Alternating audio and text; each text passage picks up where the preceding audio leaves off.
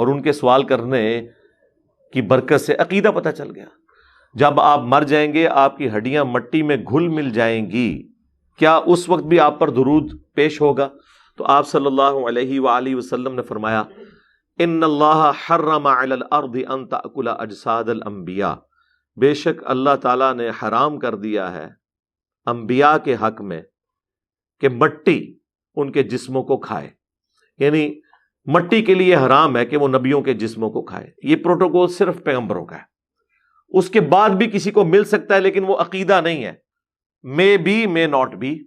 جس طرح صحیح بخاری میں حدیث ہے سیدنا عمر کا پاؤں جو ہے وہ مرنے کے آلموسٹ 70 ایئرز کے بعد حجرہ عائشہ کی دیوار گر گئی تو وہ تعمیر کے دوران ایک پاؤں ظاہر ہوا اور لوگ پریشان ہو گئے کہ شاید نبی علیہ السلام کا پاؤں مبارک ہے، لیکن اندر قبروں کی ایگزیکٹ لوکیشن کا کسی کو اندازہ نہیں تھا. تو عروہ ابن زبیر کو بلایا گیا جو سیدہ عائشہ کے بھانجے تھے، وہ محرم بھی تھے، وہ اکثر اندر جایا کرتے تھے. تو انہوں نے پھر ہائی لائٹ کیا کہ یہ جو لوکیشن ہے یہ حضرت عمر کی قبر مبارک یہ ان کا پاؤں ہے. تو پھر ان کے پاؤں کو اندر کر کے دوبارہ سے اس معاملات کو سیدھا کر دیا گیا. اب جو لوگ یہ سمجھتے ہیں کہ آخرت کی زندگی جو ہے وہ دنیا کی سی ہے، جس طرح المہند میں دیوبندیوں نے لکھا اور یہی بریلویوں کا عقیدہ ہے، اللہ تعالیٰ انہیں ہدایت دے، پتہ نہیں کس نے ان کو یہ چیزیں پڑھا دی ہیں. تو اگر یہ دنیا کی سی ہوتی تو دنیا میں اگر پنڈلی تک اس طریقے سے پاؤں کسی کا نکلا ہوا ہو اور اتنے لوگ اس کو دیکھ دیکھ کے استغفار پڑھ لیں تو اپنا پاؤں اندر کر لے گا کہ یار کہ میرے پیر نو انڈر ڈسکشن بنایا جائے، لیکن کوئی پاؤں اندر نہیں کیا، وہ پاؤں خود اندر کرنا پڑا. اس سے یہ بھی بات پتہ چلی کہ وہ آخرت کی زندگی ہے، اس میں جسم سلامت ہے لیکن اس زندگی کا اس زندگی سے کوئی تعلق نہیں ہے. دوسرا، غیر انبیاء کے لیے بھی بعض اوقات یہ فضیلت ہو سکتی ہے، لیکن یہ رول نہیں ہے. رول صرف پیغمبروں کے لیے ہے، کیونکہ صحیح بخاری میں موجود ہے. سیدنا ابوبکر صدیق رضی اللہ تعالیٰ عنہ کی موت کا وقت جب قریب آیا تو انہوں نے اپنی بیٹی سیدہ عائشہ سلام اللہ علیہا کو بلایا اور کہا کہ بیٹا نبی علیہ السلام کو کتنے کپڑوں میں دفنایا گیا تھا؟ تو انہوں نے کہا ابا جی 3 کپڑوں میں. وہی سنت ہے مرد کے لیے. تو انہوں نے کہا کہ نبی علیہ السلام کی ڈیتھ کس دن ہوئی تھی؟ تو سیدہ عائشہ نے عرض کی کہ منڈے کے دن. پھر انہوں نے پوچھا آج کون سا دن ہے؟ تو بتایا گیا کہ منڈے کا دن ہے. تو انہوں نے کہا کہ میں اللہ سے امید کرتا ہوں کہ میں رات سے پہلے مر جاؤں گا آج، یعنی مجھے بھی وہ فضیلت حاصل ہو جائے گی منڈے کے دن فوت ہونے کی، کہ نبی علیہ السلام بھی منڈے کے دن فوت ہوئے تھے، پیر کے دن. اس کے اوپر امام بخاری نے باب بھی باندھا ہے پیر کے دن فوت ہونے کے اعتبار سے. تو مجھے بھی 3 کپڑوں میں دفنانا، اور وہی ان کے جو پرانے کپڑے تھے نا، انہوں نے کہا مجھے انہی کپڑوں میں دفنانا، میرے لیے نیا کفن ارینج نہ کرنا، کیونکہ نیا کفن تو زندہ بندوں کی ضرورت ہے. یہ آپ ذرا الفاظ کے اوپر غور کریں.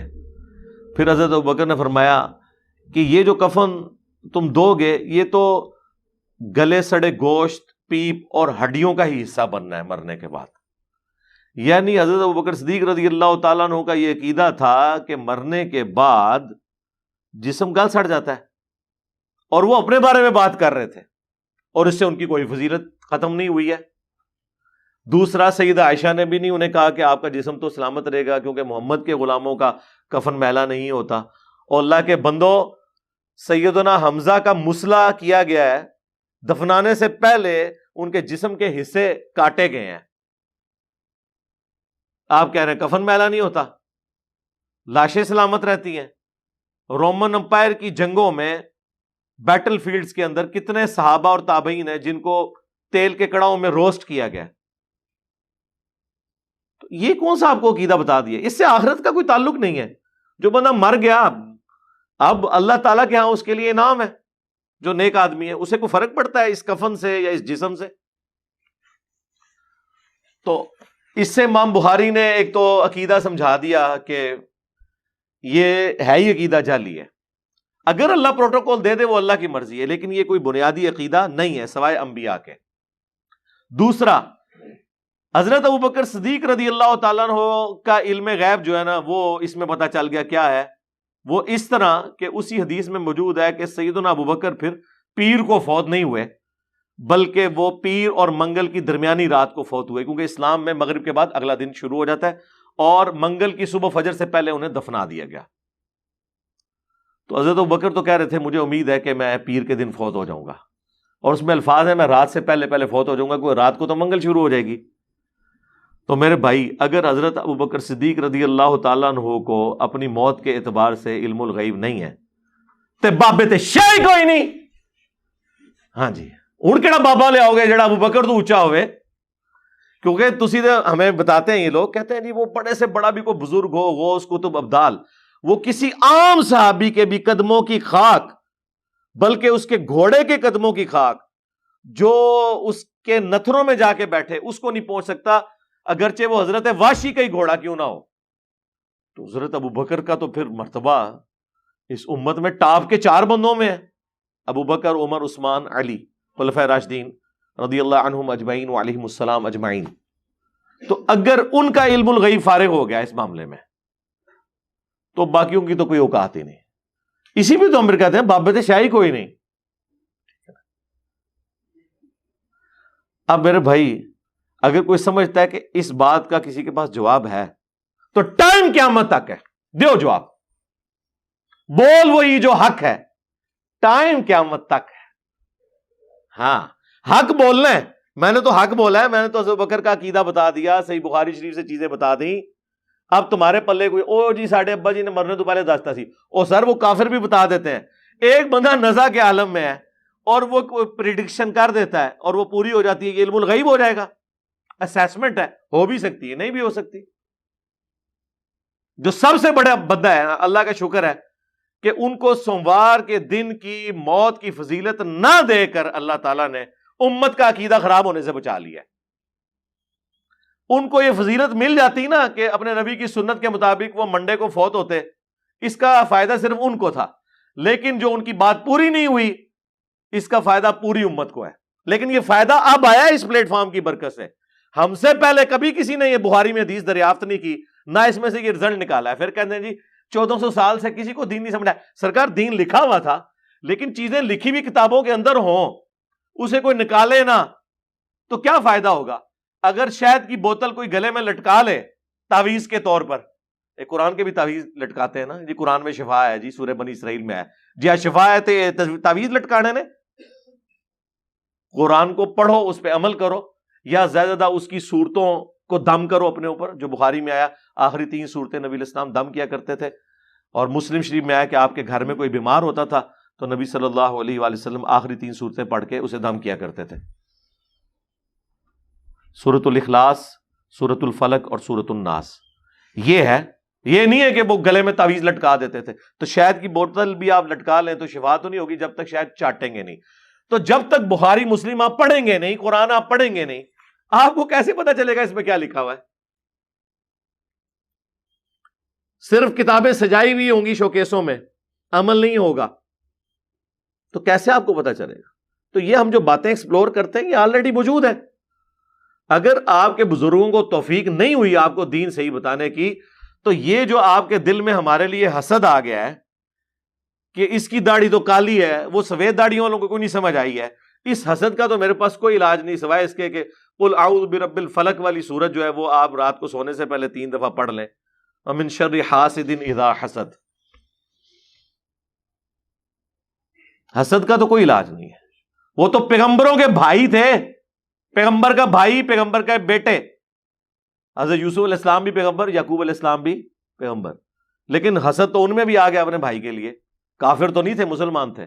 اگر پیغمبر کا بیٹا ہو، پیغمبر کے بیٹے اور ایک پیغمبر کے بھائی ہوں، 2 صحابہ کی نسبت ہو، ڈبل صحابی ہوں، پھر بھی ان کے اندر یہ نیگیٹو چیز آ جائے حسد والی، تو سرکار میں تسی تے شاہی کوئی نہیں کہ ہم سے لوگ حسد نہ کریں۔ اس لیے یہ والا حسد ہمیں کوئی فرق نہیں پڑتا۔ تو یہ چیزیں قرآن و سنت کی تعلیمات اس حوالے سے بالکل واضح ہے، خام خواہ لوگوں نے عقیدہ کھڑا ہوا ہے۔ یہ میں اس لیے بتا رہا ہوں کہ کل کو ہو سکتا ہے قبر کشائی ہو، پھر آپ کو پتا چلے وہ جی لاش میں تعفن پھیل گیا تھا، دین وٹ، وہ جی بو آ رہی تھی، دین وٹ، گوشت سے بو ہی آئے گی. یہ جو کہتے ہیں نا کفن میلا نہیں ہوتا، تو یار مرنے سے پہلے وصیت کیا کرو نا، 1 ہفتے کے لیے گرمیوں میں تمہاری لاش چوک میں رکھی جائے. ہم دیکھتے ہیں کس طرح تعفن نہیں پھیلتا. سارے مرنے کے بعد جب جیسے یہ لاش ان کی جنازے ڈیسائیڈ ہوتے ہیں نا کہ لیٹ ہوں گے، سارے جو ہے نا وہ عیدی سینٹر میں وہ فریزر میں جا کے رکھواتے ہیں اپنی لاشیں. سارے یہ بزرگان دین اور یہ علماء کرام باہر رکھا کرو نا، تاکہ پول کھل جائے، لوگوں کو عقیدے کی اصلاح ہو جائے. نہیں رکھتے. آپ کو کہانیاں کروائی ہوئی ہیں انہوں نے غلط قسم کی، اور اس کے اوپر بزرگی کلیم کی ہوئی ہے. ایسے کوئی ہوتا ہے تو خدا نہ خواستہ کل کوئی ایسی خبر آتی ہے تو اس کا کوئی تعلق نہیں اس سے کہ جسم سلامت ہے یا نہیں ہے، اس کا آخرت سے کوئی تعلق نہیں ہے. یہ کسی کے بزرگ ہونے یا نہ ہونے کی کوئی دلیل نہیں ہے. یہ اپنا عقیدہ کلیئر کر لیں. کوئی اسلام نے آپ کو چیز نہیں بتائی، یہ بالکل بدعت کے اوپر مبنی باتیں ہیں جو آپ کو بتا دی گئی ہیں، اور اس کی بنیاد کے اوپر اتنا ہنگامہ انہوں نے کھڑا کیا ہوا ہے. باقی یہ بات ٹھیک ہے کہ میت کا احترام ہے، اس حد تک احترام ہے کہ سنن نبی داؤد میں حدیث ہے، جس نے مردے کی ہڈی توڑی گویا اس نے زندہ کی ہڈی توڑی. یعنی اس کے بدلے وہ جو اللہ تعالیٰ نے سورۃ المائدہ میں فرمایا نا کہ دانت کے بدلے دانت، ناک کے بدلے ناک، کان کے بدلے کان، آنکھ کے بدلے آنکھ، اور ہر زخم کے بدلے اس کے لیول کا زخم، وہ قصاص لیا جائے گا. اگر کوئی شخص کسی مردے کی ہڈی بھی توڑتا ہے نا، اس کے بدلے میں اس کی وہ ہڈی توڑی جائے گی قصاصاً. یہ سنن نبی داؤد میں حدیث موجود ہے. صحیح مسلم میں حدیث ہے کہ کسی شخص کا مسلمان کی قبر پہ بیٹھنا اس سے بہتر ہے کہ وہ آگ کے انگاروں پر بیٹھے، یہاں تک کہ وہ انگارے اس کے جسم کا لباس اور کھال بھی جلا دیں. کتنی تکلیف دہ چیز ہے. اس سے بڑی تکلیف اور عذاب اس شخص کو ہونے والا ہے جو کسی مسلمان کی قبر پہ بیٹھتا ہے جا کے. یعنی وہ قبر کا احترام ہے، آپ قبر کے اوپر پاؤں نہیں رکھ سکتے، اس پہ بیٹھ نہیں سکتے. تو یہ مردے کی وہ والی حرمت جو ہے وہ اپنی جگہ موجود ہے، اس سے کسی کو انکار نہیں ہے. لیکن کیٹاسٹرافک کنڈیشن ہو جائے تو قرآن حکیم میں کم از کم 4 مقامات پہ یہ فتویٰ آیا ہے. سورۃ البقرہ میں، سورۃ المائدہ میں، سورۃ الانعام میں، سورۃ النحل میں، کہ تمہارے لیے حرام کیا گیا بہتا ہوا لہو، مردار خنزیر کا گوشت، اور وہ چیز جس کے ذبح کے وقت غیر اللہ کا نام لیا جائے. لیکن ساتھ یہ ہے کہ اگر کیٹاسٹرافک کنڈیشن ہو جائے اور تم میں بغاوت نہ ہو، نافرمانی کا ایلیمنٹ نہ ہو، تو پھر جان بچانے کے لیے یہ حرام بھی کھایا جا سکتا ہے. یعنی کیٹاسٹرافک کنڈیشن، ہنگامی صورتحال. حتیٰ کہ سورۃ النحل میں تو یہاں تک آیا کہ اگر تمہیں کلمہ کفر بھی بولنا پڑ جائے جان بچانے کے لیے اور دل میں ایمان ہو تو اس کی بھی اجازت ہے ایز اے لاسٹ ریزارٹ. تو اب یہ ساری صورتحال دیکھیں تو پھر آپ کو اندازہ ہوگا کہ پوسٹ مارٹم کے لیے اگر اس وقت لاش نکالنی پڑتی ہے تو کوئی ایسا مسئلہ نہیں ہے، کیٹاسٹرافک کنڈیشن ہے.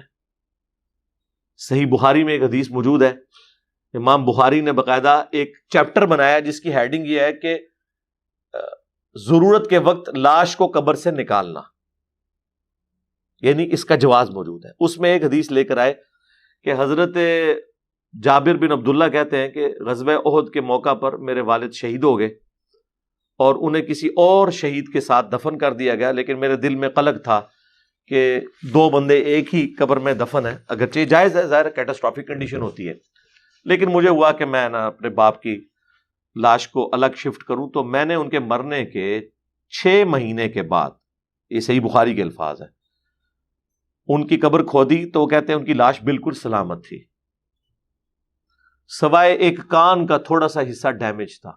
اب وہ کان کا حصہ جو ڈیمیج تھا وہ مٹی کی وجہ سے نہیں تھا، کوئی زخم وغیرہ ان کو لگے ہوں گے، ورنہ تو اگر یہ تو نہیں کہ کان سے سٹارٹ ہونا تھا. سب سے پہلے تو معدہ پھٹتا ہے، آپ پتہ نا، پیٹ سب سے پہلے پھٹتا ہے.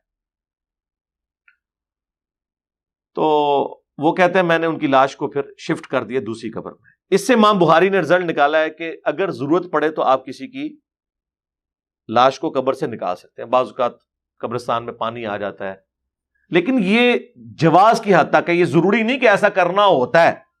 وہ آخرت کی زندگی میں کیا فرق پڑتا ہے؟ آپ کی راکھ ہواؤں میں اڑ جائے ایئر کریش کے اندر، یا آگ میں جلا دی جائے، یا سمندر میں غرق ہو جائے، آپ کے لیے وہی قبر ہے. آپ کی قبر کے لیے جسم کا سلامت ہونا ضروری نہیں ہے، یہ عالم برزخ ہے. وَمِن وَرَائِهِمْ بَرْزَخٌ إِلَى يَوْمِ يُبْعَثُونَ، تمہارے مرنے سے لے کر آخرت کے دن اٹھائے جانے تک برزخ ہے، ان سین بیریئر.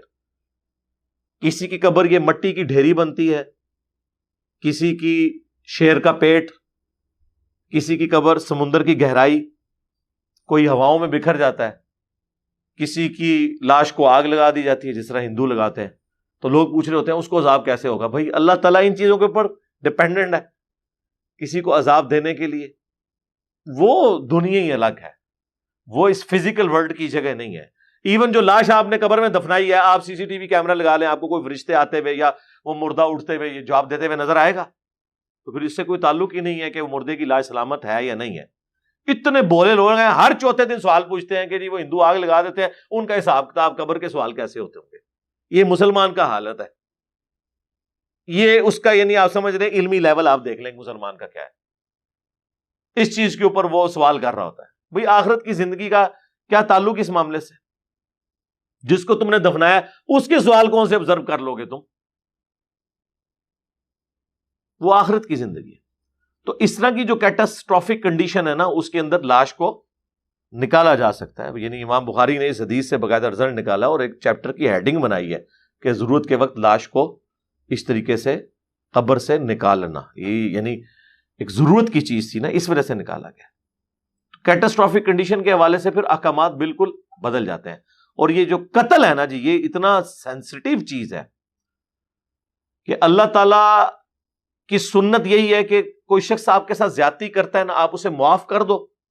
سورہ شورى میں آیا کہ برائی کا بدلہ اتنے ہی لیول کی برائی ہے، البتہ اگر تم معاف کر دو گے تمہارا اجر اللہ کے حضور پکا ہو جائے گا.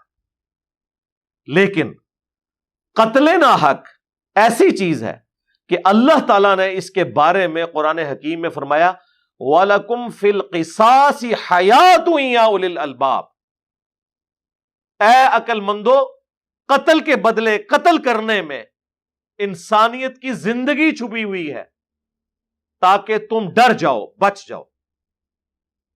یعنی یہاں معاف نہیں کرنا، ایون دیت لینا جائز ہے، سورۃ النساء میں آیا، لیکن وہ ایز اے لاسٹ ریزارٹ ہے.